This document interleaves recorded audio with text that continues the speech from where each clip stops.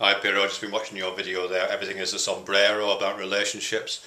Yeah, I'm broadly in agreement with you there. I think the thingness of things and things thinging, and the fact that we are a thing that also understands the thingness of other things, an artifact of our thingness. I think we're all kind of at root kind of Aristotelians. He did that thing about categories, with the primary category being substance, because we kind of see ourselves as bound substances and everything like that. It's that kind of stuff. Yeah, but but clearly webs of relationships is a more accurate way of looking at it. My favourite analogy for that, it's no more than an analogy, I don't think, is to do with mathematics and numbers. This is how I tend to imagine it, because mathematics and numbers, divorced from counting, divorced from, here's 3 apples on the plate and that's where the number 3 comes from. Divorced from, as I say, the real world and just the world of numbers.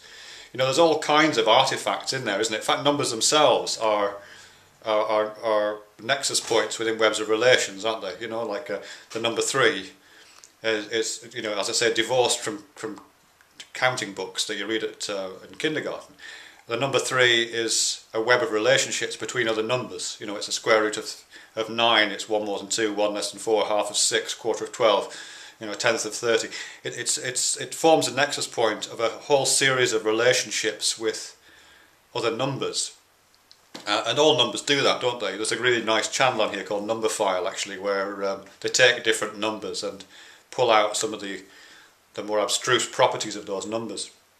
And those properties, as you kind of intimate in your video, they're not inherent properties, they're relational properties, the property between that number and the web of other numbers that it's connected to. So the whole system of numbers kind of supports itself, and that's the kind of analogy I like for the world. This rather nice cup I have, which is from Stoke-on-Trent, is like a particular number. It has a set of relationships to